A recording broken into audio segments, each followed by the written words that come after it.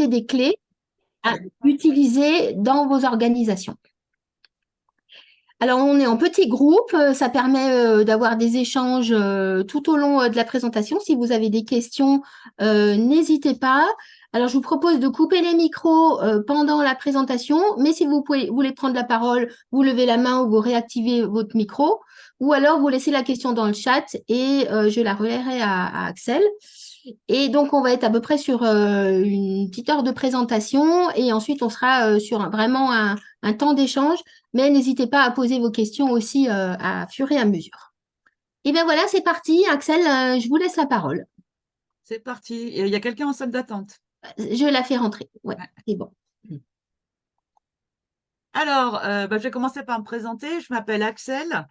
Aujourd'hui, j'accompagne les entreprises qui veulent s'adapter quoi qu'il arrive. Je me suis mis comme titre facilitatrice en agilité parce que s'adapter quoi qu'il arrive, pour moi, c'est important parce que, comme disent les Québécois, quand tu vois la lumière au bout du tunnel, assure-toi bien que ce ne soit pas le train d'en face qui arrive.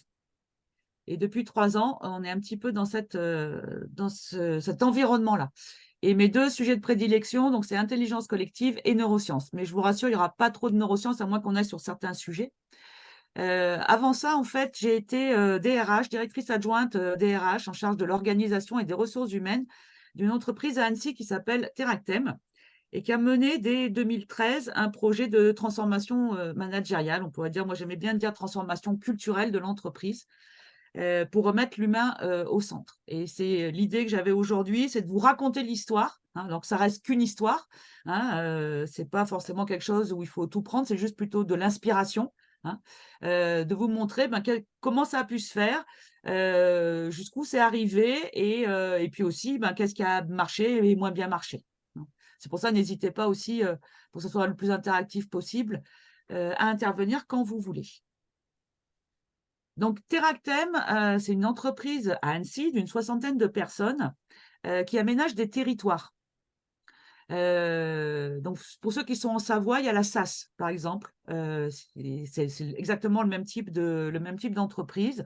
C'est-à-dire que sur un territoire, Teractem va acheter les terrains, va faire les études pour savoir où je mets les immeubles, où je mets les réseaux, où va passer le bus, va faire les montages financiers et juridiques, va suivre la construction des bâtiments et va commercialiser. Donc, on a vraiment une gestion de projet. C'est vraiment une entreprise qui gère des projets de A à Z.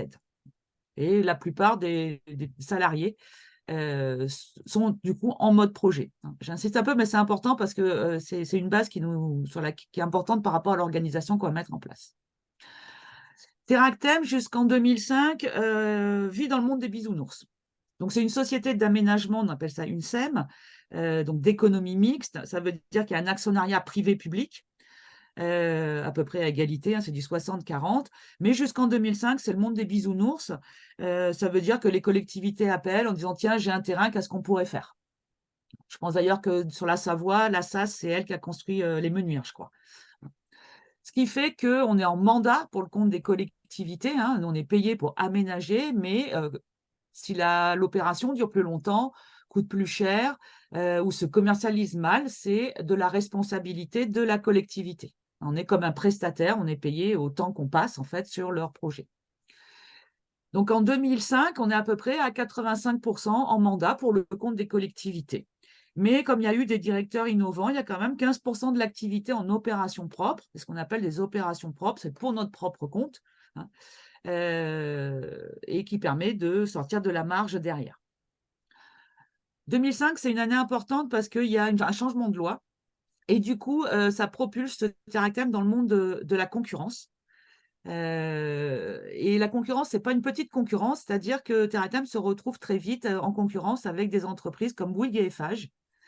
Et donc, 60 personnes, si on n'est pas un peu innovant, un peu différent, ça va poser quelques difficultés.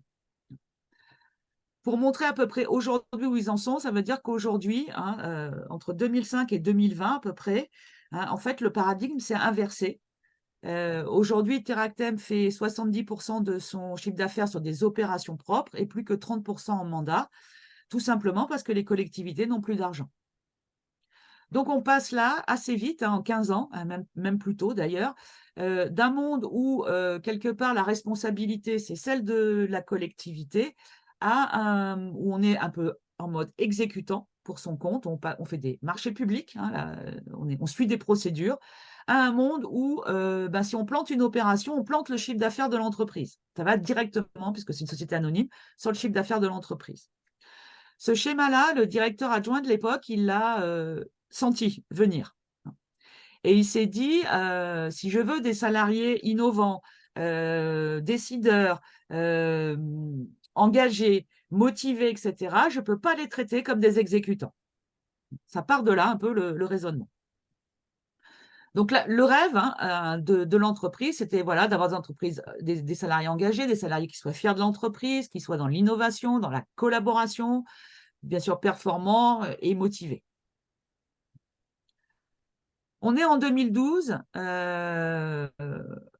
et le directeur adjoint de l'époque, fin 2012, il va à Paris, il tombe sur une conférence d'Isaac Getz, hein, je vous ai mis le livre là sur le PowerPoint, et il flash, il se dit c'est exactement ça qu'il nous faut.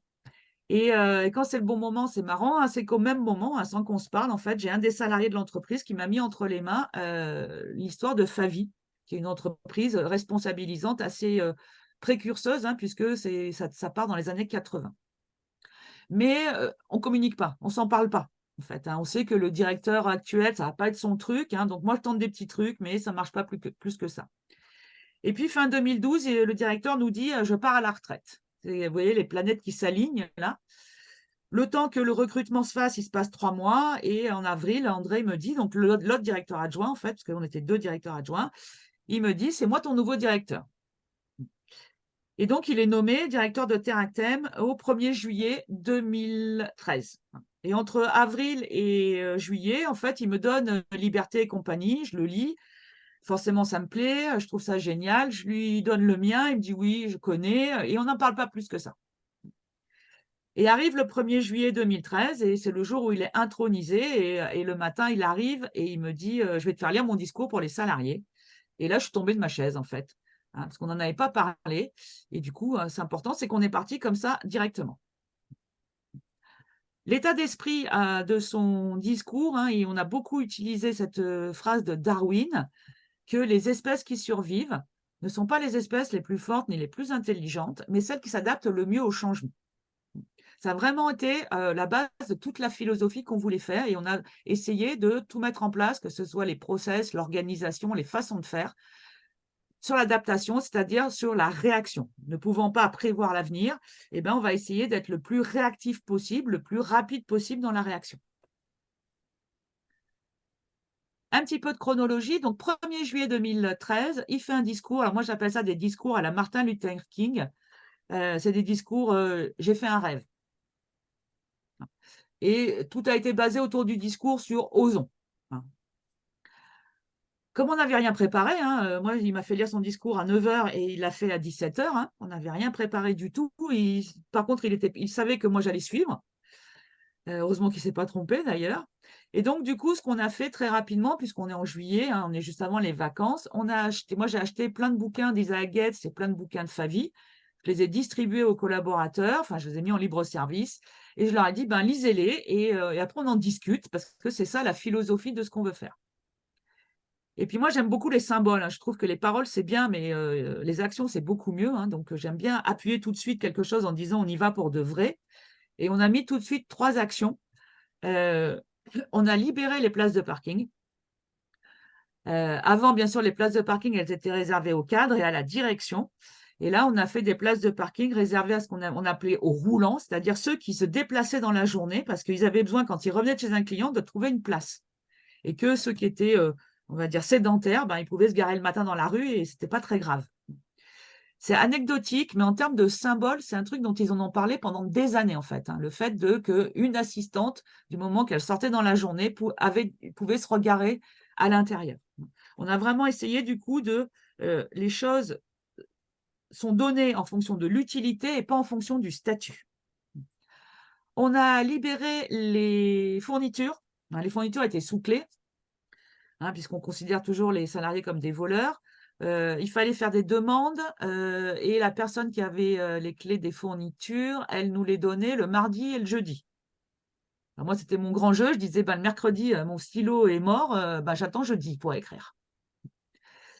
Et donc, j'ai mis les fournitures en libre service. La personne qui m'a posé le plus de problèmes, c'est la personne qui avait les clés des fournitures. Parce que du coup, son petit pouvoir était un petit peu parti. Il a fallu que je l'oblige à mettre les fournitures dans un placard où il n'y avait pas de clé, en fait. Il n'y avait pas de serrure. Hein. Et alors, bien sûr, je me suis pris toutes les remarques. Tu vas voir à la rentrée des classes. Voilà. Et en fait, il ne se passe pas grand-chose à la rentrée des classes parce que en quoi les fournitures de bureau, elles plaisent aux gamins. Hein. Il n'y a pas écrit Spider-Man dessus derrière. Et la troisième chose que j'ai faite, et ça, je trouve ça hyper intéressant, c'est les congés payés. Avant, il fallait demander ces congés une semaine avant et c'était validé par le chef de service et le directeur. Je ne vous parle pas des congés d'été où il fallait les poser au mois de mars. Hein. Et là, on leur a dit, tu poses tes congés comme tu veux, même le matin pour l'après-midi. En revanche, tu respectes tes engagements clients, tu ne mets pas tes collègues dans la difficulté et tu mets sur ton agenda que tu es en congé, on sait où tu es. Et on trouvait que ça allait vraiment très bien dans l'idée liberté et responsabilité. Je crois qu'il y a des questions dans la discussion, Dominique. Ah, pardon. Donc, c'était Je n'en vraiment vois cette idée-là pas. de… Non, je ne vois pas de Non, bon, questions. ça m'a affiché deux, pardon. J'avais deux, mais en fait, quand j'ai cliqué dessus, il n'y avait rien. Pardon. D'accord. Donc, les congés payés, c'était vraiment cette idée de dire on fait liberté et responsabilité. Alors, au début, on a utilisé le mot liberté, c'était la mode des entreprises libérées. On l'a vite arrêté et vraiment, on a pris agile et responsabilisante. C'est-à-dire, tu fais ce que tu veux, mais tu es dans le cadre. Et ça, c'est hyper important, en fait. Passe l'été et voilà. Et dès l'automne, j'ai organisé des groupes de travail. Donc, on est 60, j'en ai fait 4. Alors, je les ai fait en fonction de la hiérarchie encore à l'époque. Hein. Donc, il y avait le groupe des chefs de projet, le groupe des chargés d'opération, le groupe des assistantes et le groupe des fonctions support. Je les ai mis à l'extérieur dans une salle, je leur ai donné des post-it, je n'ai pas mis de sujet, je leur ai dit, enfin le sujet c'était l'organisation bien sûr de la boîte, et je leur ai dit, en 4 parties, en fait j'avais 4 questions, qu'est-ce qui est à garder, qu'est-ce qui est à améliorer, qu'est-ce qui est à supprimer et qu'est-ce qui est à rajouter. Donc pendant tout l'automne, les groupes ont avancé et ont travaillé comme ça avec leurs post-it et j'en ai fait une synthèse. Pour arriver donc sur février 2014, où André, donc le directeur, moi j'ai présenté la synthèse de tous les groupes, tel qu'il l'avait dit, et lui, il a réagi en disant, voilà ce que j'en pense et voilà ce qu'on va faire. Hein, il fait un deuxième, on va dire, discours inaugural à la Martin Luther King. Ensuite, en fonction de ce qu'ils ont dit dans les groupes de travail, on a lancé au printemps 2014 justement des groupes de travail sur les thèmes. Je vais revenir un peu dans le détail dessus. Pour mettre en place, dès septembre 2014, un plan d'action. Mais vraiment, là, on est sur un plan d'action déterminé par les salariés. Et après, l'idée de toutes les années qui ont suivi, c'est que chaque année, on fait des rétrospectives. C'est-à-dire que chaque année, au mois de juin, on a pris l'habitude, enfin, ils avaient pris l'habitude d'arrêter l'entreprise pendant une journée et de se reposer des questions, chaque fois toujours, c'est qu'est-ce qu'on garde, qu'est-ce qu'on améliore, qu'est-ce qu'on supprime, qu'est-ce qu'on rajoute. Le mode de fonctionnement, après, a tourné comme ça, un peu en amélioration continue. On tente des trucs et on se donne un certain temps et on les valide après et on voit si on continue ou si on arrête. Alors, comment tout ça, ça se met en place, hein, ce qui est hyper important dans ce genre de projet, c'est vraiment d'avoir une vision, hein, de savoir à peu près le cap. Hein. Ce n'est pas de savoir comment on va y aller parce que ça va bouger tout le temps, mais c'est vraiment d'avoir moi j'appelle ça souvent une philosophie. Hein. Et l'idée de chez Teractem, c'est qu'on est parti de la vision de l'entreprise, c'est-à-dire la vision, on va dire, extérieure, hein, c'est ce qu'on vend à nos clients, hein, construire les territoires intelligents du XXIe siècle pour les citoyens de la Haute-Savoie, qui se décline sur 4 piliers: la qualité de vie, l'éco-responsabilité, la collaboration et l'attractivité. Et du coup, derrière, on a une philosophie de l'entreprise pour servir cette vision-là, pour que tout ait du sens, hein, pour servir cette vision-là, on a une entreprise intelligente pour répondre aux besoins des salariés de l'entreprise et les 4 piliers sont déclinés de la même façon. Par exemple, collaboratif dans la vision entreprise, c'était marqué remettre le citoyen au cœur du projet d'aménagement. Et dans l'entreprise intelligente, on a mis remettre le salarié au cœur du système. Donc, on est parti de la vision de l'entreprise et on l'a décliné sur toutes les composantes de l'entreprise. Et le premier, ça a été la philosophie. Donc, une vision qui donne quelque part un cadre, et on verra après ce que ça donne réellement. Deuxième chose, c'est les valeurs de l'entreprise, c'est-à-dire les règles du jeu.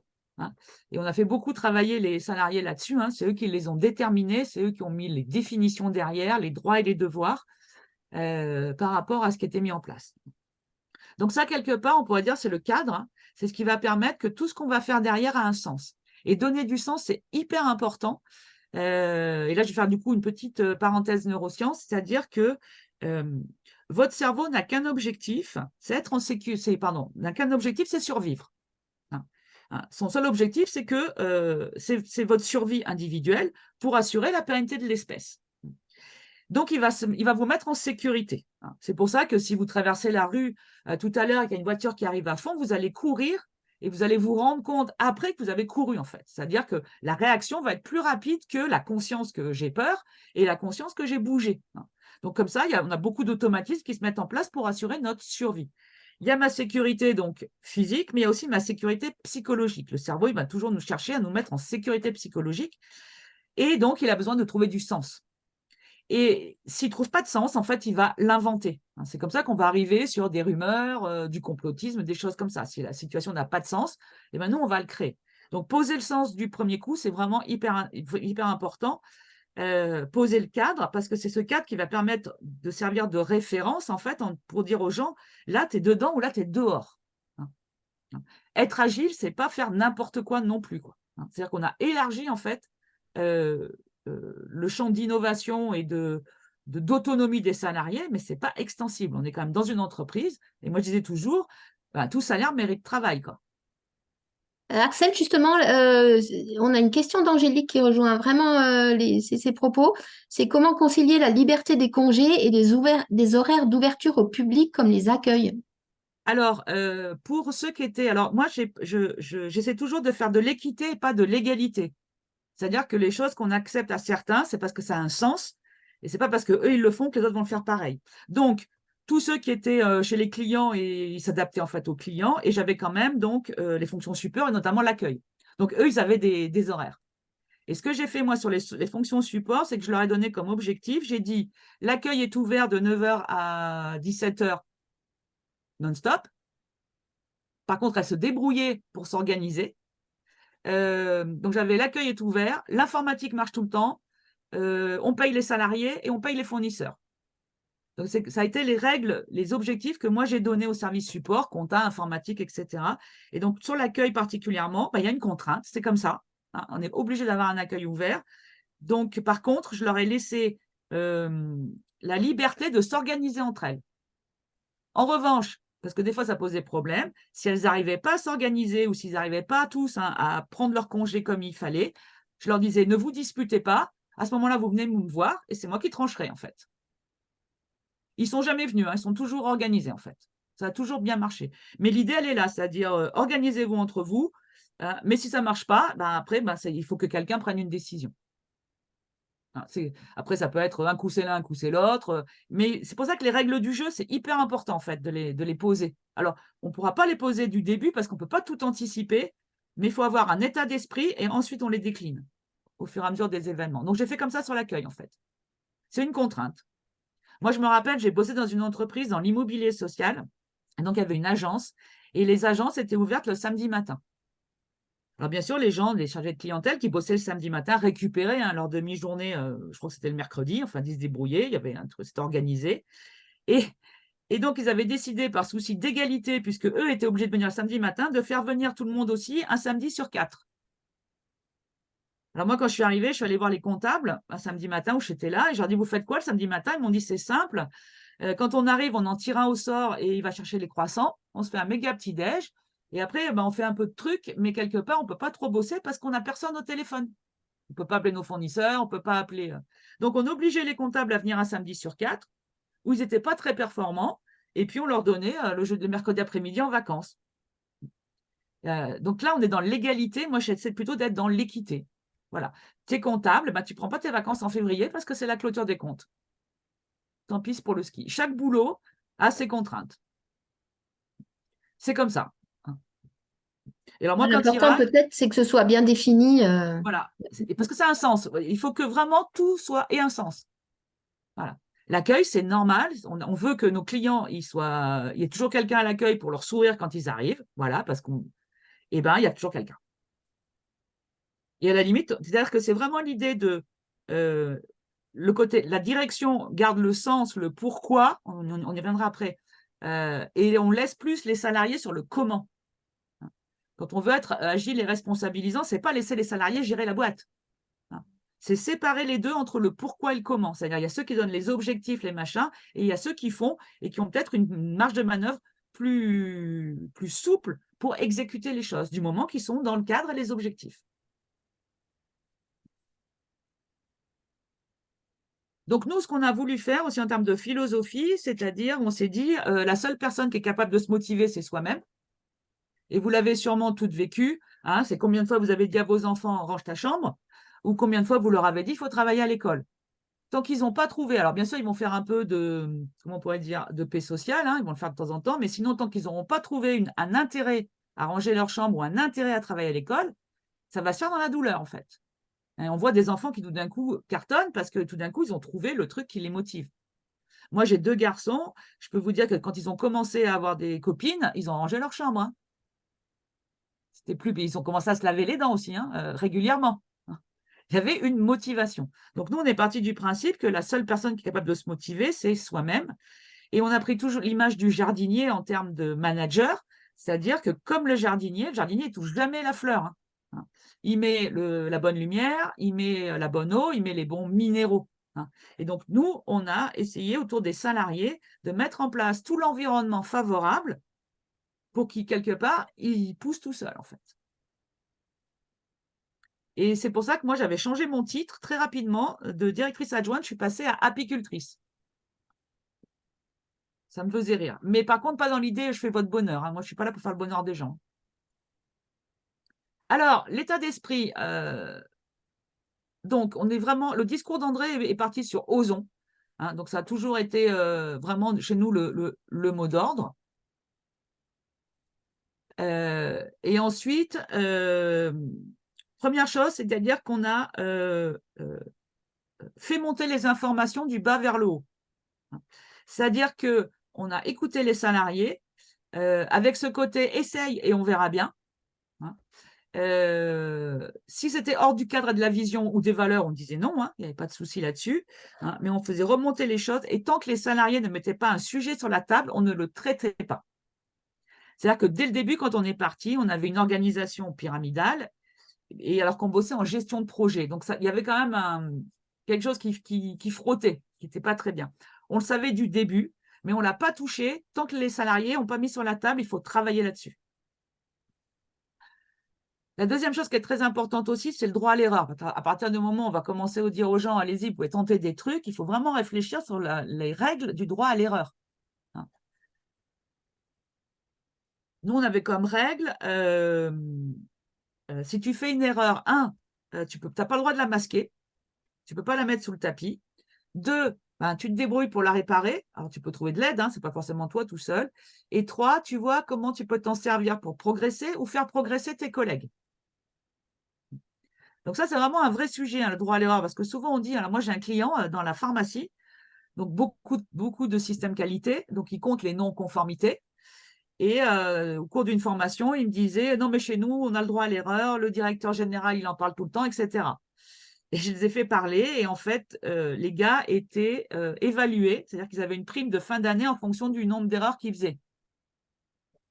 Et là, je leur dis, c'est mort, en fait. À partir du moment où on comptabilise le nombre d'erreurs et que plus ils en auront et moins ils auront de primes, on ne peut pas dire qu'ils ont le droit à l'erreur parce que naturellement, on va les diminuer. Quoi. À la limite, il aurait fallu mettre la prime sur le nombre de gens qui disent qu'ils ont fait des erreurs. Mais encore, il faut toujours se méfier des primes. Donc vraiment, l'erreur, c'est un vrai sujet. Il faut y réfléchir. Le droit à l'erreur, c'est jusqu'où je peux aller. Axel, Angélique a une question. Oui, c'était juste, je reviens au point d'avant où vous disiez que c'était plus des exécutants qui remontaient l'info et qu'ils étaient responsabilisés. Est-ce que vous n'avez pas eu des problématiques de gens qui disaient, bah moi j'ai plus de responsabilités, donc je veux plus de salaire, sinon je reste Oui. exécutant. Ah oui, oui, non, non, mais sans problème. Alors ça, c'est pas mon boulot. Comment, Voilà. comment on traite ça? Parce que dans une entreprise, moi, je me dis, si on commence à dire ça à tout le monde, ils vont nous dire, bah, moi, je veux bien, mais si je dois commencer à prendre des responsabilités, de monter des projets, moi, voilà, je Alors, suis plus exécutant, par quoi. contre, on leur a laissé le choix. Ok, C'est-à-dire que pour nous, quelqu'un qui fait super bien son boulot, mais qui veut pas aller plus loin, c'est OK. ok, Hein. Donc, on les a pas poussés à aller prendre des responsabilités. Après, il faut faire attention, c'est qu'on répondra pas à toutes les objections et qu'il y en a qui vont poser des objections juste pour poser des objections, hein, parce que ça reste quand même que des êtres humains, hein, donc c'est un peu irrationnel. Alors moi, j'avais des remarques. Alors après, c'est pas, je dis pas que j'avais raison de répondre comme ça, mais des fois, ça fait du bien. Je me souviens d'une fille qui m'a dit oui, là, on me demande de faire du boulot de cadre et je suis pas payée comme un cadre. Elle m'a tellement énervée que je lui ai répondu que moi, des fois, je faisais du boulot d'employé, je n'étais pas payée comme une employée. Je dis pas que j'avais raison de répondre ça, mais donc, on leur laissait le choix. Et ce qu'on faisait, quand vraiment ils prenaient des tâches qui méritaient du salaire, hein, en fait, on mettait une prime. C'est-à-dire que d'accord, souvent, on dit aux gens, fais tes preuves et on verra bien après. Hein. Et nous, on a dit, bah, OK, tu tentes un truc, on décide que ça vaut 100 euros de plus par mois. On te met direct les 100 euros sur ton salaire, mais en prime. Hein. On se dit, on fait le point dans 6 mois. Et dans 6 mois, on décide, est-ce que c'est OK? Et ça rentre du coup, et la fille, du coup, la personne peut dire, j'ai envie de continuer ou pas. Parce qu'elle a cette liberté-là aussi, du coup, de revenir en arrière et on enlève la prime, il n'y a pas de souci. Et ça permet après d'être sûr que quand je remets les 100 euros dans le salaire, eh ben, c'est OK, elle continue la fonction. On l'a joué un peu comme ça. Mais je n'ai pas eu trop de remarques comme ça. Hein, on ok, ne leur a pas demandé de prendre toutes les responsabilités. On leur a dit, à un moment donné, André a dit, moi, je suis prêt à donner des délégations de pouvoir aux chefs de projet sur les projets. Ils peuvent signer des bons de commande jusqu'à un certain montant, etc. Ceux qui n'ont pas voulu, c'est pas grave, c'est OK. ok. Et ceux qui l'ont voulu, ils n'ont pas demandé de prime en plus. Ça faisait partie du boulot de chef de projet. Il faut que ça soit cohérent, en fait. Hmm, Donc, à chaque fois, c'est des discussions. On dit est-ce que c'est quelque chose en plus ou pas. Mais ok, d'accord. l'histoire des primes de 100 euros, par exemple, ou de plus, hein, ça dépend des sujets, ça a vraiment été super parce qu'il y a des gens qui m'ont dit ça nous libère et on peut tenter plus de trucs. Parce qu'on sait qu'on peut revenir en arrière, en fait. Hmm, Et qu'on n'aura pas cette culpabilité aussi de j'ai enquillé 100 euros et je ne les mérite pas. hmm. Ça a marché comme ça, on l'a fait comme ça. Après, je vous raconte l'histoire, hein, ce n'est pas des trucs qu'on peut appliquer partout de la même façon. Hein, c'est dans un environnement, à un moment donné, dans un certain contexte. Mais voilà, on peut s'en inspirer. Mais oui, ça va venir. Hein. Alors, je vous rassure tout de suite, l'histoire de l'argent, c'est le sujet qui arrive en premier et qui s'éteint très, très vite. Bah, Bon, on verra. justement, Solène pose la question, la prime était négociée comment dans votre comptabilité? C'est-à-dire que c'est moi qui en tant que DRH, j'avais le budget de masse salariale, c'est moi qui prévoyais un budget de prime de l'année. Et en fonction des demandes, on décidait avec les managers du montant et avec la personne. Limite, je lui disais, à ton avis, ça vaut combien? Et on se mettait d'accord. J'avais un budget prime. Hein. Mais j'en avais pas beaucoup. Hein. J'en avais 2, 3 par an, c'était un max. Hein. C'était un max. Hein. Parce que globalement, alors surtout que nous, on avait fait péter les fiches de fonction, donc il n'y avait plus cette histoire de c'est pas dans ma fiche de fonction. Hein, ça tombe bien parce que ça, c'est un sujet sans fin, hein, c'est pas dans ma fiche de fonction. Hein. Alors, c'est pas, pour celles qui sont dans les RH, elles le savent, hein, c'est pas un contrat, hein, la fiche de fonction. Hein. Du coup, nous, on les avait fait péter, comme ça, moi, il n'y avait pas de souci. Et on était vraiment dans l'état d'esprit de ça fait partie de ton taf, ça ne fait pas partie de ton taf. Après, c'est vrai que nous, on n'avait pas 12 millions de fonctions. Hein, on est chargé d'opération, on est chef de projet, on est assistante sur un projet. C'est assez simple quand même, il n'y a pas beaucoup d'intermédiaires en fait. Donc, ce qui fait qu'on sait à peu près combien gagne une assistante, un chef de projet, un chargé d'opération en fonction de s'il est débutant ou tout. Là, je suis en train de m'égarer, je crois. Je sais plus. C'était quoi la question? Des fois, il faut me ramener hein, parce que je peux partir. On était sur la prime, donc voilà, on peut Voilà, continuer. la prime, Voilà, on avait un sujet. Ouais. On fera un petit aparté sur le financier. Je reviens sur l'état d'esprit. Donc, on est toujours sur osons, on est toujours. Tant que le sujet n'est pas mis sur la table, on ne le traite pas. On est toujours dans essaye et on verra bien. Droit à l'erreur important. La confiance. Alors ça, c'est un vaste sujet, hein, parce qu'il faut vraiment y réfléchir. On avait même fait venir un philosophe là-dessus, hein. Il y a Emmanuel de Lesser qui est de Savoie, hein, enfin de Haute-Savoie, mais qui a écrit un bouquin qui s'appelle Oser faire confiance. Et c'est assez intéressant parce qu'en fait, il dit dans la confiance, il y a deux choses. Il y a le sentiment de confiance, hein, j'ai confiance dans la personne. Et il y a l'acte de confiance, je te fais confiance. Et en fait, là, c'est pas la même chose. Ça veut dire que dans cet environnement-là, il faut faire confiance sans avoir confiance. Et ça, c'est un vrai sujet parce qu'on n'a pas l'habitude de ça, hein. On est toujours dans fait tes preuves, on verra après. Et là, on faisait le contraire, hein. C'est un petit peu comme si les gens rentraient dans l'entreprise avec un permis à points à 12 de confiance. Alors après, ils peuvent les perdre, hein, les points, hein. Plutôt que de dire, bah là, tu as 0 et tu vas nous prouver que tu mérites le truc. Donc ça, en termes d'ego, en termes de schéma mental, c'est vraiment un truc différent de ce qu'on fait habituellement. On a supprimé tout ce qui entrave l'initiative des salariés. On avait des procédures hyper longues. Par exemple, moi, quand je suis arrivée, il fallait que je signais les propositions commerciales. Moi, je suis DRH. Alors moi, je vais voir le DG et je lui dis, moi, le nombre de jours qu'il faut pour faire une école, j'en sais rien, quoi. Et il m'a dit, oui, mais t'es directrice adjointe. Donc, tout ce genre de trucs n'avait pas de sens, en fait, hein. C'était juste de la hiérarchie, de la procédure, alors que je ne servais à rien. On a fait péter au fur et à mesure. Et on a travaillé sur les signes de pouvoir. Donc, j'ai parlé des places de parking réservées, hein. Ça peut être aussi les grands bureaux, les petits bureaux. C'était vraiment de dire, il n'y a pas eux et nous, hein. C'est-à-dire qu'on a les choses parce qu'on en a besoin, hein, et pas par rapport au statut. Alors, je reviens sur, je vous ai dit, je reviens un peu, hop, c'est là. Hop, voilà. Le discours au 1er juillet 2013, les premières actions pendant l'été, à l'automne, les groupes de travail, et en février, leur restitution. Donc, les groupes de travail de l'automne 2013, voici ce qu'ils ont sorti comme thème. Ils ont mis en évidence le fonctionnement en mode de projet. Il y avait des choses qui ne fonctionnaient pas très bien dans le mode projet, et surtout, ils ont mis sur la table le rôle du chef de projet.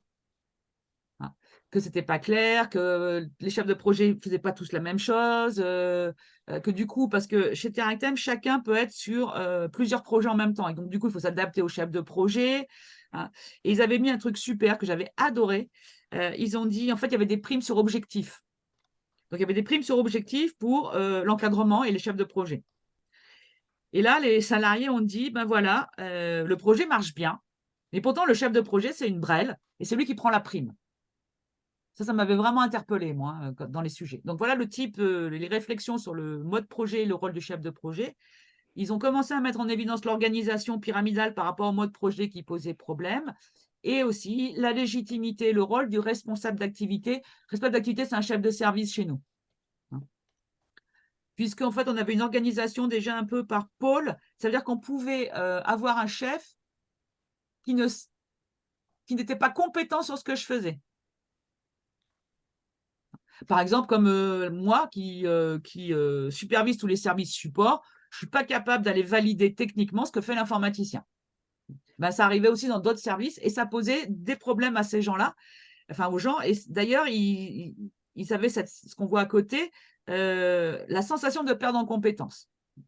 Donc, en termes d'organisation, c'est mode projet, organisation et le rôle finalement du management intermédiaire.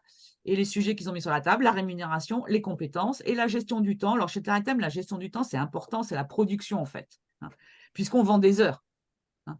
Donc, c'est important de savoir, d'anticiper le temps sur les projets et de savoir combien on a passé de temps en réel.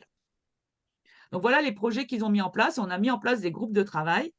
Alors, on a mis en place un groupe de travail avec des volontaires, hein, sur le groupe projet, sur le responsable d'activité, sur les compétences, hein. La gestion du temps a été vue de manière transversale et on a dit la rémunération, débrouillez-vous. Alors, je vais revenir en premier sur responsable d'activité. Le groupe responsable d'activité, donc il n'y avait que 2 personnes qui se sont mis volontaires. Elles ont dit, nous, on n'est pas 2, on n'est pas légitime pour changer l'organisation de la boîte, quoi. Donc, elles ont fait un sondage pour demander l'avis aux gens et elles ont eu 8 réponses. Du coup, elles ont dit, puisque ça a l'air d'intéresser personne, on clôture l'histoire. L'idée de tout ce qui va être autour du responsable d'activité va revenir les années suivantes, en fait. Ça a marché comme ça. Donc, 3 groupes de travail, le mode projet, les responsables d'activité qui n'a pas duré longtemps, les compétences. Et la rémunération, je leur ai dit, élaborer la politique de rémunération de l'entreprise et ce que vous proposerez, je le mettrai en place sans discuter. Donc là, ça ricane, ça fait, on va tous se mettre 10 000 €, ça dure 2 minutes, hein, on n'en parle plus. Et donc, ils ont commencé à travailler. Je ne suis pas allée, moi, je les ai laissés faire. Ils sont venus une première fois en me disant la rémunération, c'est compliqué. Donc, je leur ai dit merci. Hein. Je vous rappelle que les RH, c'est un vrai métier, hein, même si tout le monde ne le sait pas dans l'entreprise. Hein. Tout le monde pense que les RH ne servent à rien. Donc, ils ont dit c'est compliqué. Ben, je leur ai dit mais je vous remercie. Ils ont continué à travailler, puis ils sont revenus et ils m'ont dit finalement ce qu'on fait, c'est pas si mal. Ben, merci encore. Hein. Et je ne les ai plus jamais revus. La rémunération, c'est vraiment un sujet qui arrive tout de suite, mais qui meurt si on leur redonne la responsabilité de travailler dessus, ça tombe tout seul en fait. Parce que de toute façon, il n'y a pas une politique de rémunération qui convienne à 100% des salariés. C'est vraiment le truc hyper compliqué, quoi. Alors, ça avance, hein, tous ces groupes de travail, et très vite, qu'est-ce qu'on voit? Moi, j'appelle ça la récompense. Hein. L'ambiance, le climat social, ça a été mais phénoménal. Ça a été vraiment directement. C'est que d'un coup, en fait, moi, j'ai arrêté de prendre des petits déjeuners parce qu'il y avait toujours, j'apporte des croissants parce que c'est mon anniversaire, j'apporte des croissants parce que ça fait 3 ans que je suis dans la boîte, j'apporte des croissants parce qu'on a signé telle mission, j'ai fait un gâteau ce week-end, je l'apporte ici. Donc, à la machine à café, il y avait plein de bouffe. Donc, ça, c'est vraiment génial. Moi, j'ai adoré. Ils ont commencé à faire des trucs ensemble, à se parler différemment aussi à la machine à café et moins en groupe. Hein, les silos ont commencé à s'éclater. Au milieu, j'ai pris l'exemple. Là, c'est un bureau avec un ordinateur intégré. On avait mis en place un concours de l'innovation, à la fois sur nos opérations d'aménagement, mais aussi en interne sur l'organisation. Et c'est vraiment un truc qui m'a marqué parce que le gagnant, c'était un jeune en alternance. Hein, donc, vraiment un jeune qui savait qu'il n'avait aucun avenir avec nous, puisque après son contrat, on ne pouvait pas l'embaucher. Hein. Et il nous dit, on a une salle de réunion qui servait de salle de formation pour l'informatique. Et il nous dit, cette salle, il y a des câbles partout. Hein. C'est vraiment jamais bien rangé. Et en plus, vous recevez des clients là-dedans.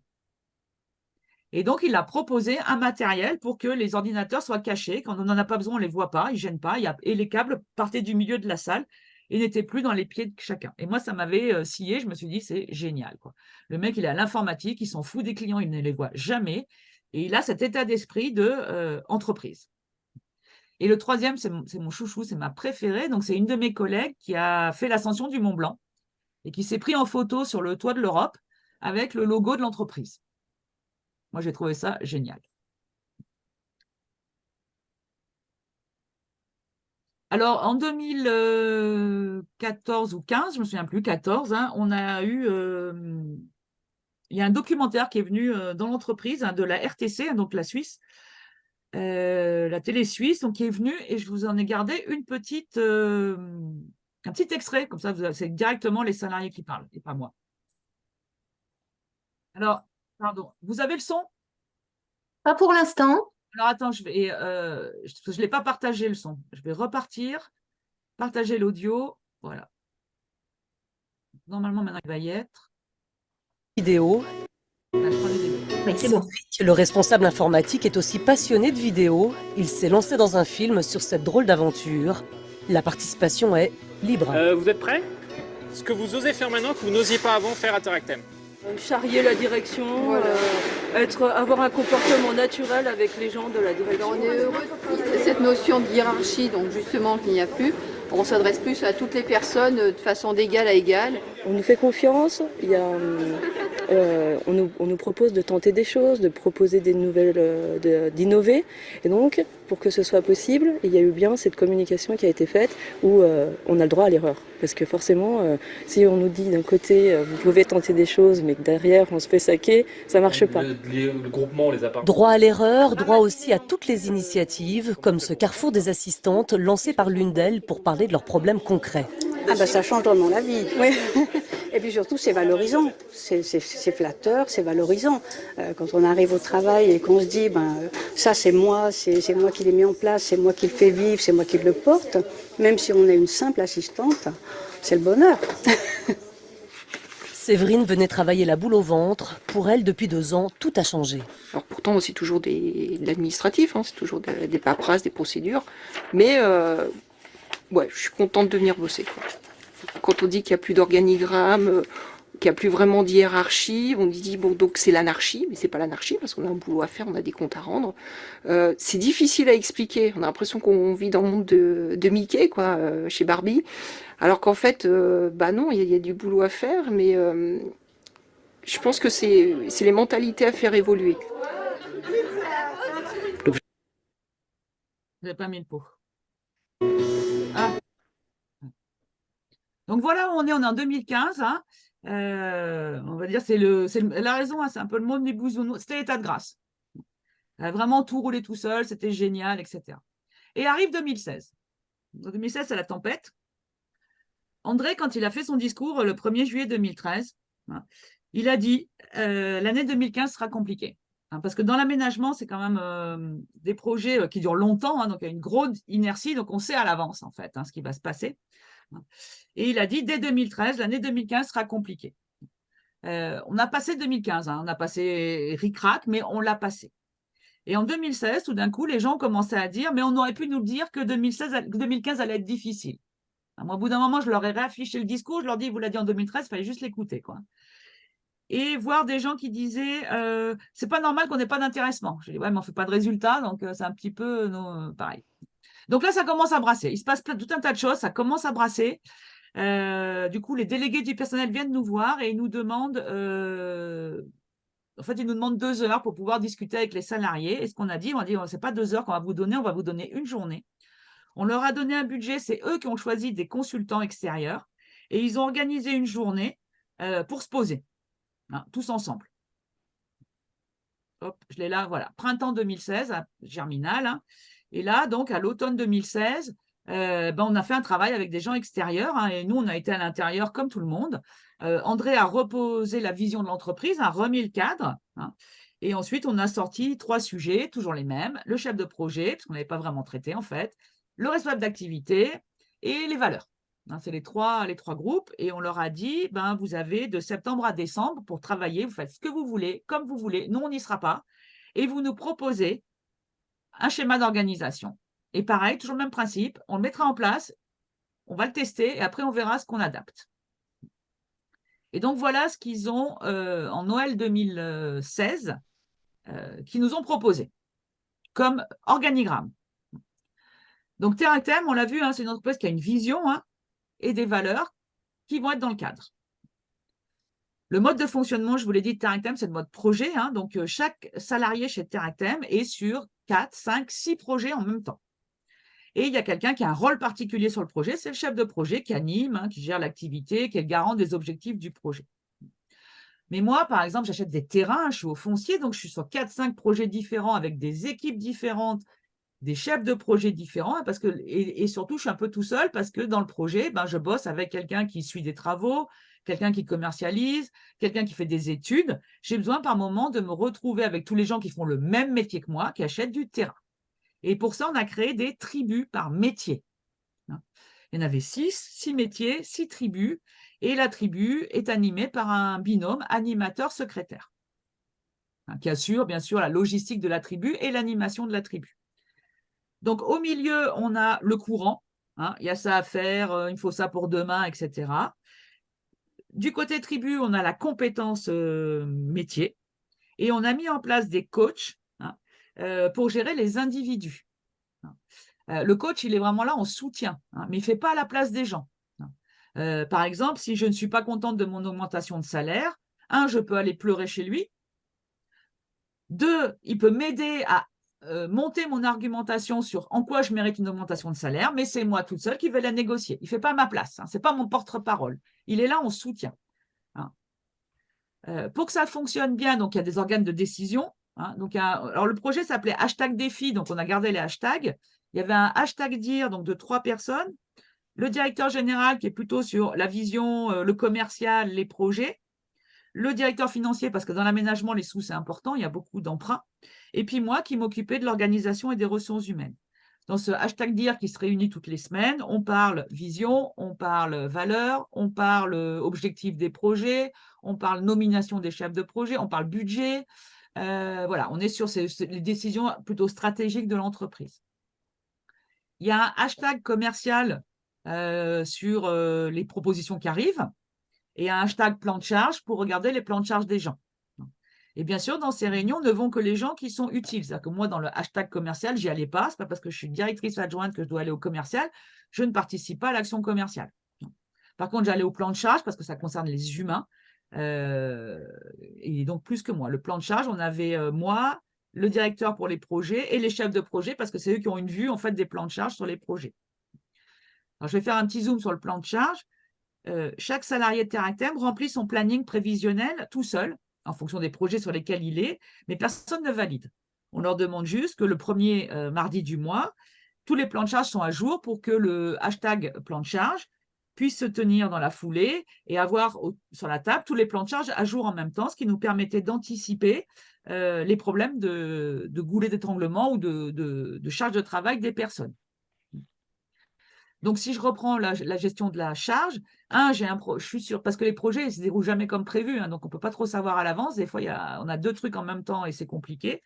Donc, je peux me retourner vers mon équipe projet qui peut m'aider ponctuellement. Ils ne peuvent pas, je peux me retourner dans ma tribu parce que les gens font le même métier que moi. Donc, s'il y en a une qui est plus en sous-charge, elle peut m'aider moi.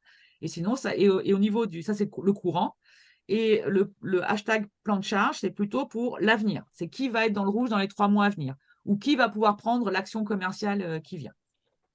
Il y avait un hashtag RH entre moi et les coachs où on parlait processus RH. Comment on recrute, comment on forme, comment on rémunère, comment on sort. Il y avait tous les processus RH. Ça veut dire qu'au hashtag dire, on pouvait décider de quel est le budget, l'enveloppe d'augmentation de salaire.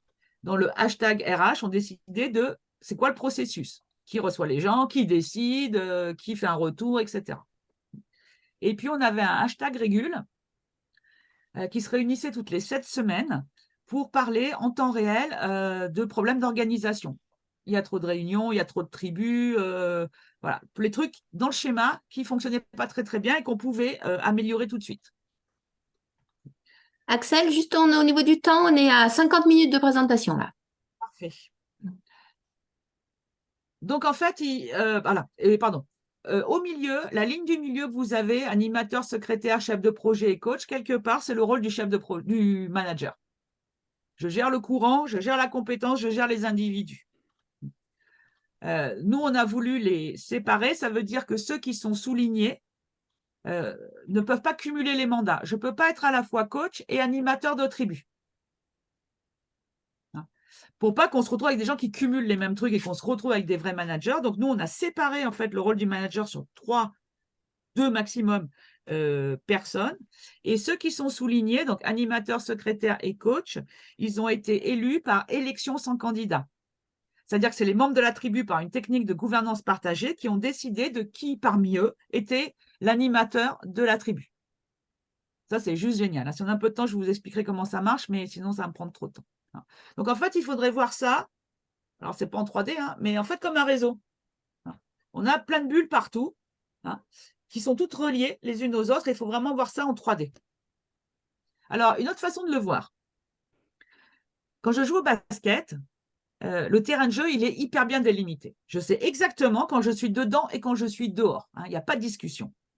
Il y a des règles du jeu au basket qui sont claires et connues de tout le monde. Et puis, il y a un arbitre qui siffle, c'est-à-dire que si je sors, ou si le ballon sort, ou si je ne respecte pas une règle du jeu, que je fais une faute sur l'adversaire, c'est lui qui va réguler, qui va siffler. Il y a un ballon et des joueurs qui sont autour.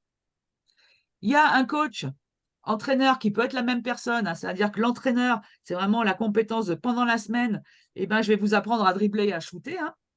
Et puis le week-end, je me transforme en coach, je vais définir la stratégie du match et je vais faire les entrées-sorties sur le terrain en fonction de la stratégie, de la fatigue, de l'équipe adverse, etc. Il y a un joueur qui a un rôle particulier au basket, Tony Parker, il est meneur de jeu. Hein, pour ceux qui jouent au basket, c'est lui qui fait des signes hein, quand il monte la balle. Hein, il annonce la stratégie, hein, il transmet la stratégie du coach sur le terrain et il assure la cohésion d'équipe. Souvent le capitaine. Et puis, il y a votre maman qui vous soutient de manière inconditionnelle dans les tribunes. Et bien, notre organisation, c'est exactement la même chose. La vision, c'est le terrain de jeu. Je ne peux pas en sortir. Et c'est hyper bien délimité. Les règles du jeu, c'est les valeurs. Donc, clair et connu de tout le monde. Si je sors du terrain ou si je ne respecte pas les règles du jeu, donc les valeurs, l'arbitre, c'est #dire. C'est-à-dire que c'est nous qui sifflons en disant là, tu n'es pas dans la vision, là, tu n'es pas dans les valeurs. Le ballon, c'est le projet, avec l'équipe projet autour. L'entraîneur qui apprend à dribbler, à shooter, qui est sur la compétence métier, donc technique, c'est la tribu. Le coach qui, le week-end, décide de la stratégie du match et qui donne les ressources à l'équipe, c'est le #dire. Je définis les objectifs sur les projets et je donne les équipes les moyens d'y arriver. Le meneur de jeu qui assure la cohésion d'équipe et qui transmet les objectifs du coach, c'est le chef de projet. Et votre maman qui vous soutient de manière inconditionnelle, c'est le coach.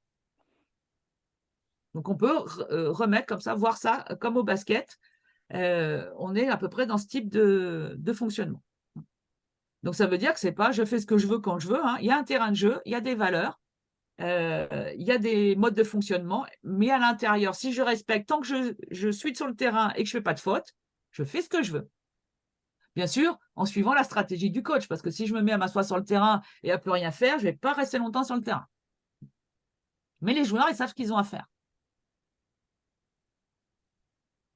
Alors, qu'est-ce qui s'est passé en 2016? Alors, comment on pourrait voir ça, de 2013 à 2018, je vais dire, par rapport à ce qui s'est passé. Donc, 1er juillet 2013, c'est le lancement. C'est le discours, tout le monde a adhéré, ça a été génial, on a bu des canons, tout le monde était content, etc. Et on va dire que pendant 2 ans, ça a été le monde des bisounours. Hein. On appelle ça donc le pic des espérances. Moi, j'appelle ça souvent le pic des attentes exagérées. Hein. C'est la fête, mais en fait, chacun a entendu ce qu'il avait envie d'entendre. On appelle ça souvent le biais de confirmation en termes de neurosciences. Je ne prends que les informations qui vont dans mon sens et je n'entends pas les autres. C'est l'histoire de 2015. On aurait pu nous le dire que ça allait être une mauvaise année. C'est écrit, il l'a dit en 2013, c'est affiché dans les couloirs. Mais je n'ai pas envie de l'entendre, en fait. Donc, 2 ans, c'est le monde des bisounours. On est dans les espérances, c'est génial, etc. Sauf qu'à un moment donné, forcément, la réalité, ce n'est pas exactement la même chose.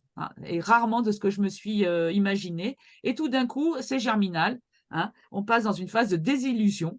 On n'est plus bactère. Moi, j'en pouvais plus. Cette année-là, je ne comprenais pas. Et puis, il y a une prise de conscience qui se met en place. Nous, ça a été 2018 et on re-rentre dans une période plutôt de maturité, en fait, par rapport à ça. Alors, c'est une courbe qui existe sur la technologie, mais ça marche hyper bien là, en fait. Je trouve qu'on peut se l'appliquer pareil. Quelques petits conseils pour finir. Je l'ai dit, mais vraiment le plus important, c'est le pourquoi. Moi, on a beaucoup utilisé les travaux de Simon Sinek, qui est un mec du marketing, mais ça peut s'utiliser pareil. Il sépare toujours le pourquoi, du quoi et du comment.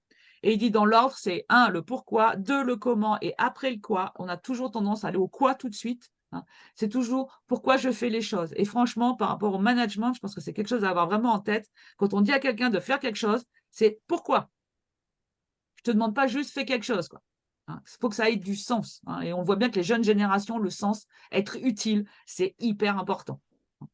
Donc, vraiment, ça vaut le coup toujours d'être sur le pourquoi. Et puis, de se poser la question, il y a le pourquoi, qui est responsable du pourquoi, qui est responsable du quoi, qui est responsable du comment. Ce n'est pas forcément la même personne.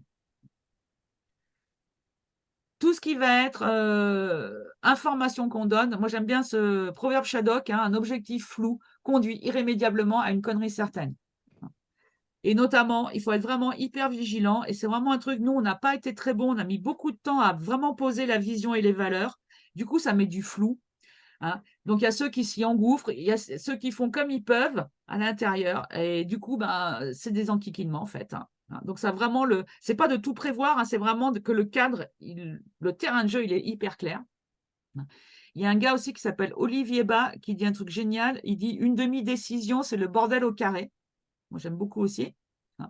Tout ce qu'on ne traite pas, de toute façon, nous revient dans la figure irrémédiablement.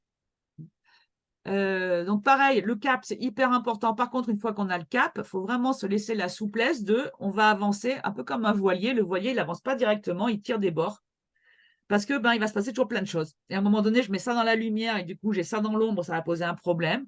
Donc, on va réajuster en permanence. C'est-à-dire que c'est comme si on voyait le haut de la montagne, mais je ne sais pas par où je vais passer et ça va changer en fonction du temps. On veut s'adapter. Donc, moi, j'avais une autre entreprise que je connaissais le directeur avait dit on va devenir agile et responsable et ça va prendre 5 ans et on va faire ça, ça et ça. Mais d'où il sait dans 5 ans ce qu'il va falloir faire, quoi.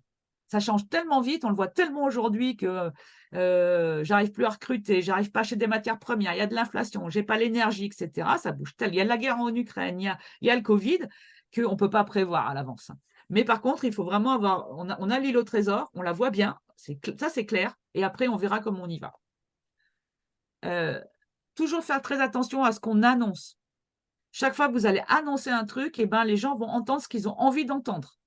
Donc, des fois, ça vaut le coup de rien annoncer. Ça vaut le coup de tenter des trucs dans un coin pour voir. Hein, et après, ça fait un peu boule de neige. Donc, attention aux grandes annonces.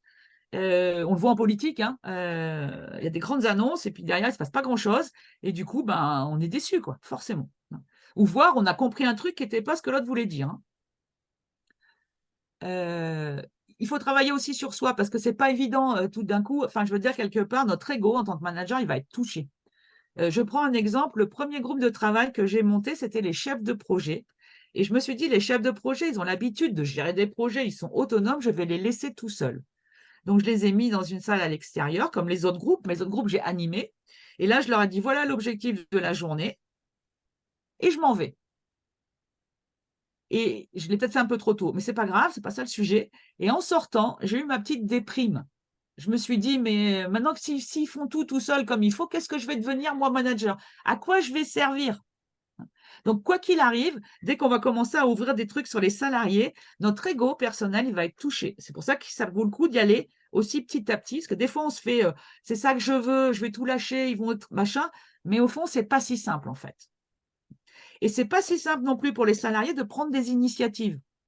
Parce que c'est comment prendre des initiatives quand pendant des années, on a demandé l'autorisation et que le droit à l'erreur a été sanctionné. Enfin, que l'erreur a été sanctionnée. Donc, ce n'est pas non plus… moi, j'ai des salariés qui m'ont dit que ce n'est pas évident de prendre des initiatives. C'est vraiment un truc culturel et il va falloir, je pense, beaucoup d'années, moi je me dédie une génération, pour vraiment y arriver si on veut aller jusqu'au bout. Hein. On n'est pas obligé d'aller non plus de tout mettre en place. Alors moi, j'ai utilisé beaucoup ça dans mes conférences. Je disais, supprimons le travail des enfants. C'est des vraies têtes de gens de chez Teractem. Et puis pour finir, donc si vous pensez que c'est dangereux comme aventure, essayez la routine, elle est mortelle, j'aime bien. Et puis ce que je voulais vous dire pour finir, c'est que voilà. Ah, j'avais mis une petite musique, je l'ai perdue. Ah là, voilà.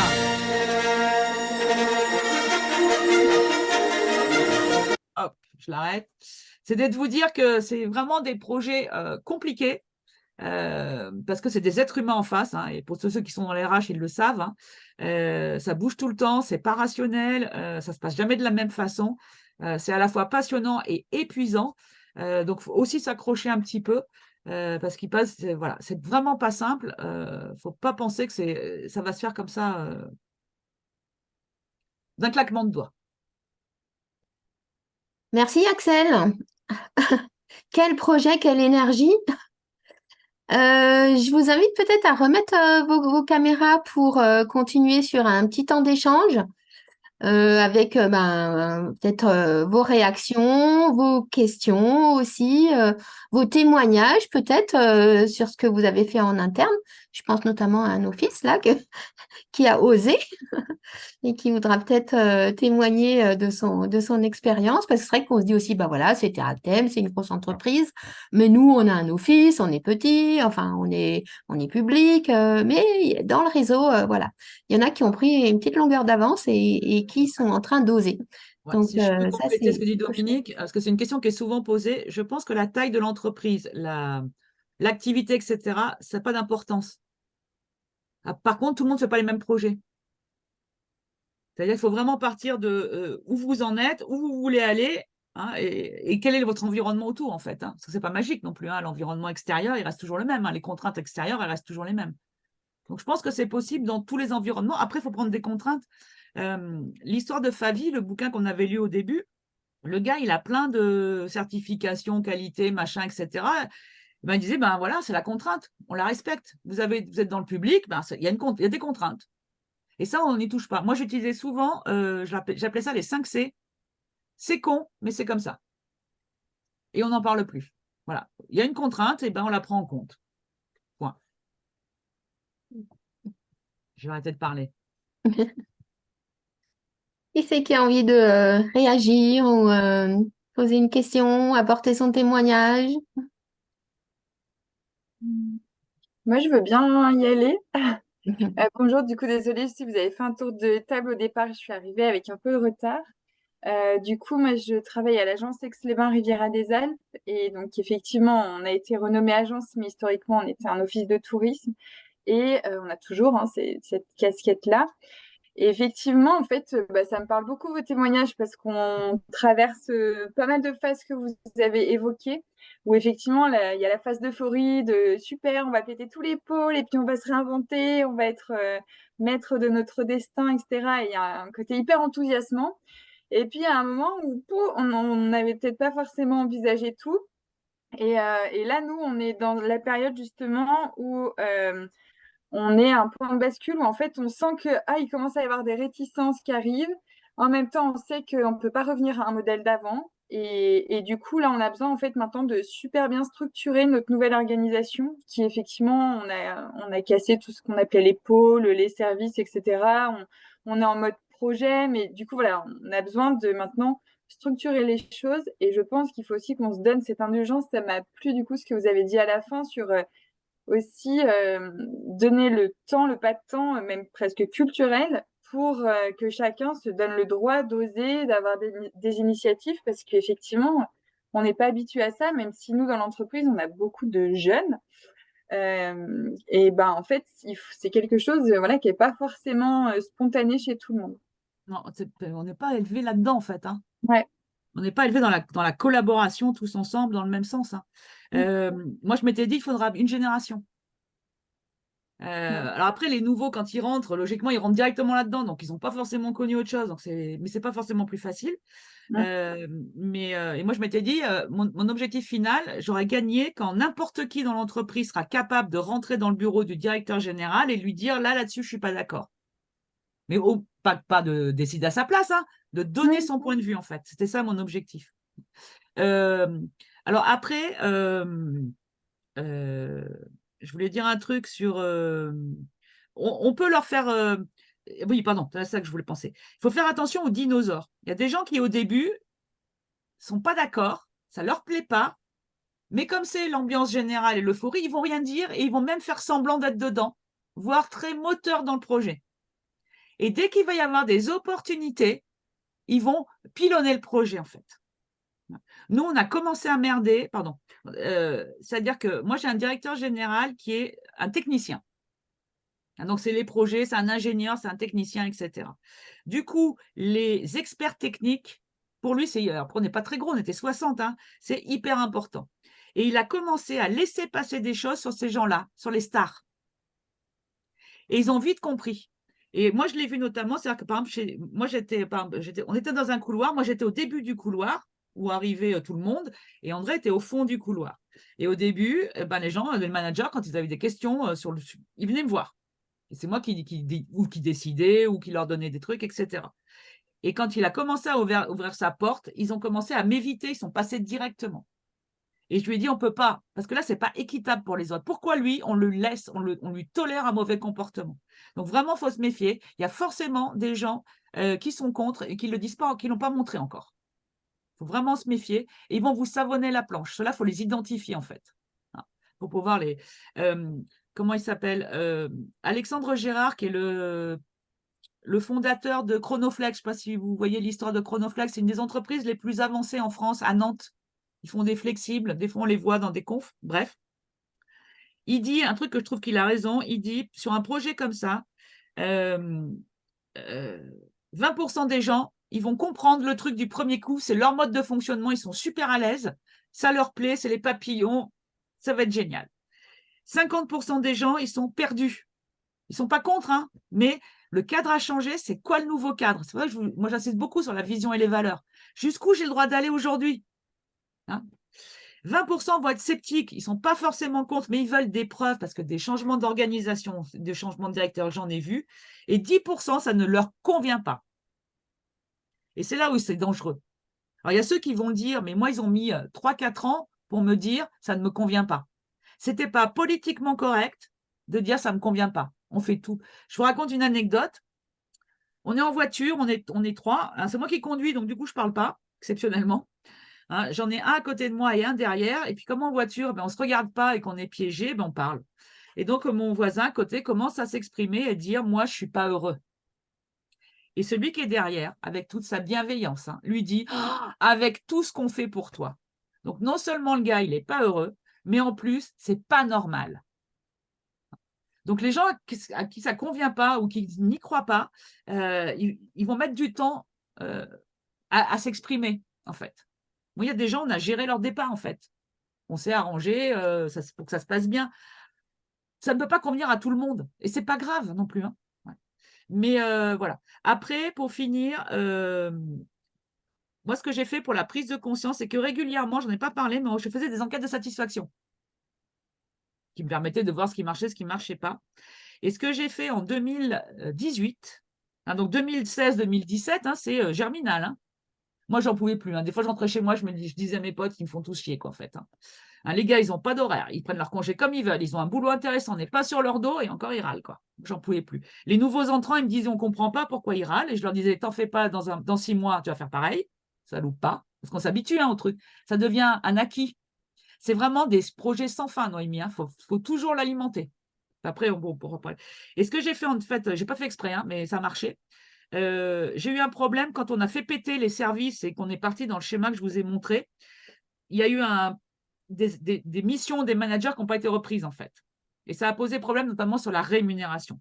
Du coup, je leur ai dit, tant qu'on n'a pas de nouveau processus, c'est moi qui vous reçois tous. Vous me dites ce que vous voulez en rémunération, vous donnez vos arguments. Je vois ça avec André et André décide. On avait fait un truc comme ça pour qu'au moins les gars aient des augmentations de salaire. Et en même temps, j'en ai profité, je leur ai posé 3 questions. Je leur ai dit, quel est votre niveau de satisfaction d'une manière globale chez Teractem sur une échelle de 1 à 10 ? Si vous mettez 7, j'ai posé la question, pourquoi 7 et pas 6 ?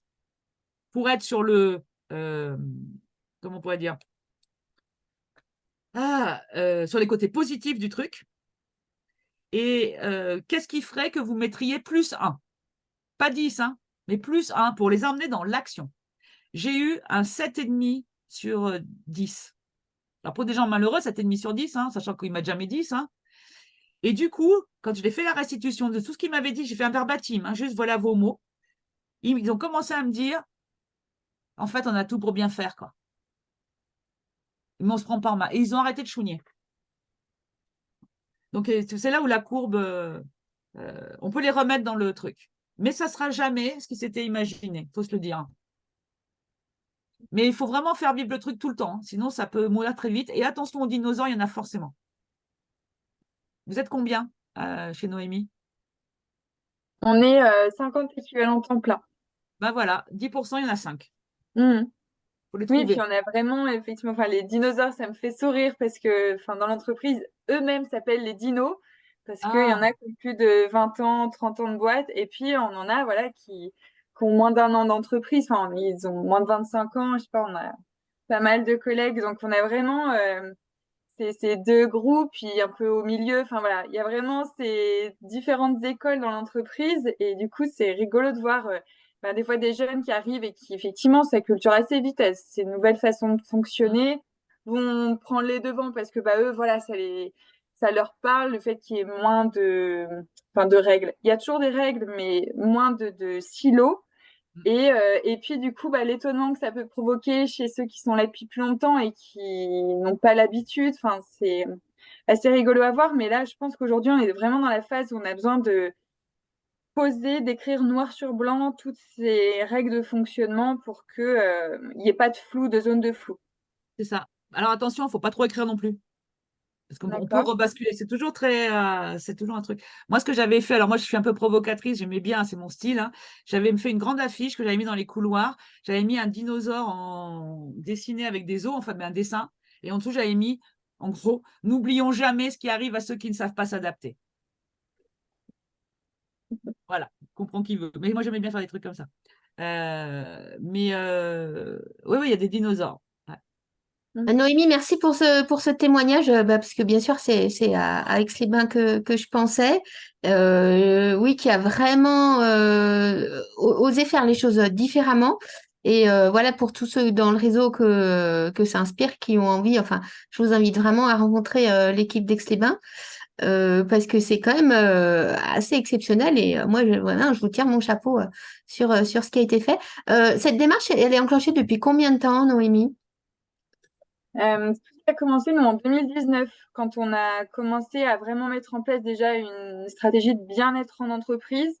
Et en fait, ça a été les premiers pas vers en fait, des nouvelles façons de travailler dans l'entreprise et qui ont amené derrière à la réorganisation qu'on est en train là, de continuer à déployer.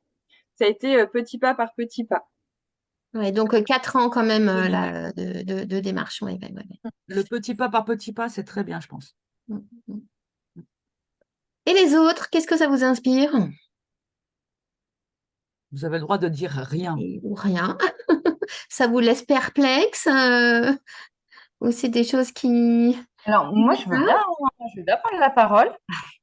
Oui. Euh, alors déjà, moi, c'est vrai qu'on a commencé la formation et alors moi, je suis toute récente parce que je viens d'arriver à l'Office du tourisme des saisies. Je fais un remplacement, j'occupe le poste donc de responsable accueil. Donc c'est vrai que voilà, j'ai vu cette formation, enfin ce webinaire, je me suis inscrite. Mais en fait, j'ai l'impression, arrêtez-moi si je me trompe, que c'est plus en effet dans le cadre de structures qui font de la réorganisation ou de la restructuration ou de personnes en effet qui gèrent, qui managent des gens qui sont à l'année. Parce- Oui, alors oui, là, c'est vrai que c'est une question, moi, je me Moi, suis je jamais me, posée.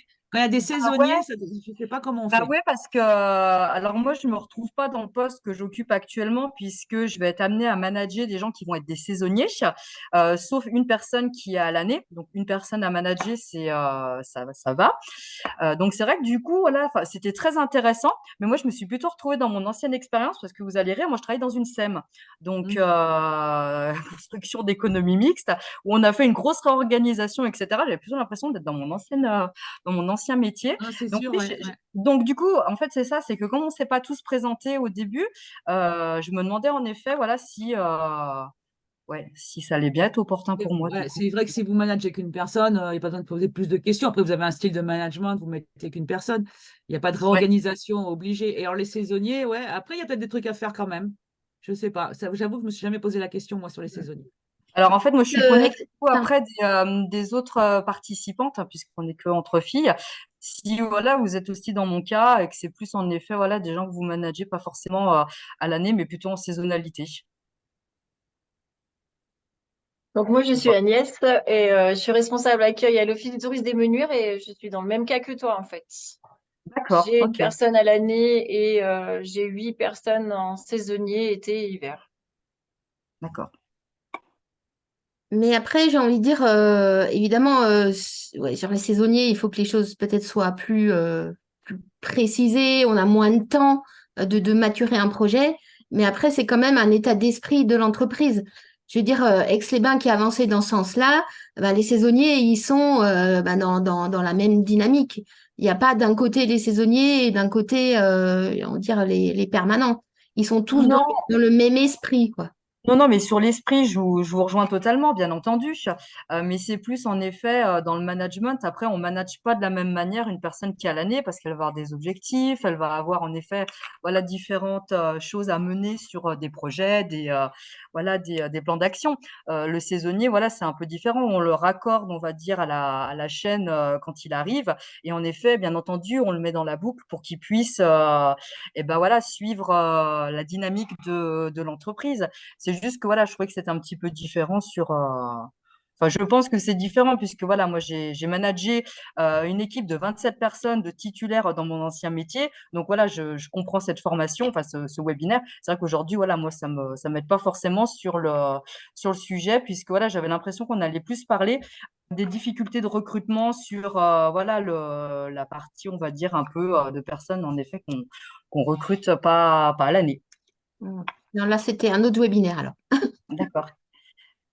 Désolée, c'était pas le bon. Non, non, non, mais pourtant, voilà, c'est ce que j'avais dans l'intitulé, donc c'est pas grave, mais c'était très Vous intéressant. n'avez pas lu jusqu'au bout. Parce que c'est vrai que ça commence par recruter, mais Ça, Et quand, Lydie, ouais, je c'est vois que tu as ça. ouvert ton micro. Ouais, non, je voulais presque réagir à ce que Mélodie disait. Bonjour à tous, moi je suis pour le coup responsable RH à l'Office de tourisme de Haute-Maurienne et je pense que les saisonniers, quand on arrive à les fidéliser un minimum, on arrive aussi à les embarquer dans un projet et dans une gestion un peu plus souple en leur permettant d'adapter un peu les choses. Après, je reviens à ce que Axel disait tout à l'heure, c'est-à-dire qu'il y a l'équité, pas l'égalité. Et aujourd'hui, on le sait, il y a des collaborateurs qui vont pas être contents parce qu'ils n'ont pas les mêmes droits et les obligations que d'autres. Je me suis retrouvée dans une situation récemment où j'ai un collaborateur qui a fait un petit caprice parce que globalement, on est assez souple en termes d'organisation. On a des accords d'entreprise qui ont simplifié les choses, qui sont plus flexibles que la convention collective des organismes de tourisme. Et qui s'est un peu agacé en me disant, ah oui, donc la direction prend des décisions et il faut appliquer. Je lui dis, bah écoute, de temps en temps, oui. Et c'est vrai qu'on a un cadre et des obligations qui nous sont tous différents. Je dis, pour ma part, j'ai pas d'accueil de public. Quand il faut que je sois en entretien à 8 heures, j'y suis. Si j'arrive à 10 heures, j'arrive à 10 heures. Je lui dis, te concernant, tu fais de l'accueil public. Donc, à un moment donné, oui, tu as des horaires à respecter. Mais je pense que c'est des gens, quand on les accompagne un minimum, alors il y a effectivement cette frustration de temps en temps. Je pense qu'il y a un élément dont on n'a pas forcément parlé, c'est que ça génère quand même toutes ces transformations et ces modifications des départs. Et c'est compliqué à gérer et c'est difficile à gérer parce que ça fait peur aux autres. Il y a des départs un peu naturels de j'ai fait le tour de mon poste, je suis community manager depuis 5 ans et j'ai envie de voir autre chose qui s'explique de façon classique sans forcément parler de la réorganisation. Et puis il y a le côté j'ai peur de la réorganisation, de ce qui est proposé, enclenché et du coup je pars avant même que ce soit mis en œuvre. Nous on a fusionné il y a 6 ans. On a des collaborateurs qui étaient partis avant fusion, qui nous ont rejoints après la fusion, mais qui ont perdu certains avantages au passage. Et donc ça, c'est des choses, je pense, qui sont pas forcément simples à accompagner non plus, quoi. Puis on parlait tout à l'heure des primes. Voilà, nous, on est dans des secteurs où c'est vite compliqué de toucher au salaire et d'aller sur des augmentations. Enfin, les budgets sont assez restreints, en tout cas, en nous concernant. Même si on a un beau budget, hein, mais voilà. Donc je pense qu'il y a aussi tous ces sujets-là qui sont un peu complexes et il faut faire aussi par rapport à ce que vous avez. ouais. Voilà. Si vous n'avez pas des budgets, machin, bah, on va peut-être quand même faire des choses dans cette limite-là. Moi, je pense qu'il y a toujours quelque chose à faire. Je suis d'accord, il y a toujours quelque chose à faire. Le plus compliqué étant de communiquer dessus. Alors, communiquer suffisamment, mais pas trop. Ça, je suis entièrement d'accord, hein. On a eu des mauvaises expériences parce que certaines infos étaient parties trop vite et puis quand ça va pas au bout, ben, on se le reprend en boomerang x10. Mais ouais, c'est pas forcément évident, je pense. Ouais. Et vraiment se dire, c'est pas parce que j'ai fait un beau PowerPoint et que je les ai tous réunis dans la salle de réunion et que je leur ai dit qu'ils ils ont pas tous entendu la même chose. Du coup, ils n'ont pas tous compris la même chose. Et que voilà. Parce que souvent, ils me disent, ah, on est très bon pour faire des PowerPoint, hein, mais transmettre Ouais, les non, messages, c'est plus compliqué que ça, en fait. c'est ultra complexe. Nous, on a vécu cet été, alors bah, du coup, pour le coup, ça concerne vraiment les saisonniers qui nous ont dit, non, mais nous, on sait pas qui fait quoi, on sait pas comment l'entreprise est organisée. Pour le coup, ça m'a fait vriller parce qu'on a organisé une réunion de début de saison, plutôt cool, plutôt informelle, enfin pas quelque chose d'ultra carré, mais où on a présenté toute la boîte, tous les collaborateurs et le qui sert à quoi. Sauf que bah c'est le début de saison, on n'a pas envie d'écouter. Et derrière, on s'est pris dans les dents que les gens n'étaient pas au courant, alors qu'on a quand même plusieurs outils qui sont en place. Mais ça, je pense qu'il faut rabâcher, il faut C'est la vie, effectivement. hein, ouais. Nous ne sommes pas rationnels, en fait, hein. L'être humain, de base, il n'est pas rationnel. Enfin, on l'est par moment, hein, mais ce n'est pas notre majorité, quoi. Ouais. Non, c'est assez. Ouais. Bon, voilà. Ça reste intéressant. C'est comme ça. Le cerveau est fait comme ça, donc faut s'y adapter. Ben, merci Elodie de ce compliment. Quelqu'un d'autre? Non, on a fait le tour. Bon, on termine largement à l'heure. Merci Axel pour... Merci à vous de m'avoir écouté. Vous avez vu que j'adorais parler, hein. Et puis on écouterait raconter des Merci de m'avoir histoires comme invité. ça. Voilà. Voilà. Et Voilà, puis alors, voilà, pour ceux s'il y en a qui ont envie d'aller creuser d'autres sujets un peu plus loin, je pense à Noémie parce que ça peut être intéressant d'échanger sur d'autres trucs que peut-être vous vivez, que moi j'ai vécu. On peut se faire une petite visio. Complètement. Ah oui, oui, non, mais là, je pense à ma directrice, je pense que, enfin, je vais lui parler de vous là Problème, hein, tout de suite en sortant, donc, ouais, ouais, ouais, ce serait sympa. parce que c'est pas si simple. alors merci Merci. évidemment que cet exemple, il n'est pas duplicable. Ah C'était non, vraiment une expérience avec aussi ses réussites, ses échecs, ses difficultés. On voit bien que c'est pas un long fleuve tranquille, hein. Noémie nous en a apporté la preuve aussi, mais néanmoins, le changement, il va être nécessaire si on veut continuer à garder, à recruter, à avoir voilà, des ambiances de travail propices aussi à la productivité. Et ça, on passera pas à travers, hein. Alors après, chacun a son rythme, chacun aussi avec ses possibilités, mais on va quand même être obligé d'y aller. Donc voilà, c'est la fin de ce webinaire. Merci d'avoir été là. Merci surtout Axel pour cette intervention passionnante. On va vous mettre ce webinaire en replay pour que vous puissiez éventuellement le réexploiter ou le partager avec vos collègues, ainsi que le PowerPoint. Donc toute la série de webinaires de l'année reste disponible. On va les laisser encore quelques mois pour que vous puissiez les utiliser. Le prochain aura lieu le 3 octobre, donc ça sera le dernier sur le thème de la labellisation RSE. Alors, pas forcément pour être labellisé, mais qu'est-ce qu'il y a dans les critères de labellisation? Est-ce que ça vaut le coup d'y aller, de ne pas y aller, lequel choisir? Voilà, encore un sujet bien, bien intéressant. Et j'en profite aussi pour signaler 2 formations qu'on aura sur cette thématique. Le 16 et 17 octobre, initier et piloter une démarche de qualité de vie au travail. Donc, qui va dérouler ici à Chambéry dans le cadre de Trajectoire Tourisme. Et 19 et 20 octobre, piloter la démarche RSE d'une structure touristique. Donc, inscrivez-vous vite. Il n'y a pas beaucoup d'inscrits pour l'instant. Donc, si vous êtes intéressé et qu'on veut maintenir ces formations, voilà, il faut vous décider assez rapidement. D'autant plus qu'il y a encore des fonds de formation supplémentaires sur ces sujets-là qui ont été débloqués. Donc, vraiment, profitez-en pour la fin de l'année. Voilà, eh bien, merci à tous de votre présence. Et puis, une autre fois, j'espère. À bientôt et bonne continuation à tous. À bientôt. Allez, au revoir.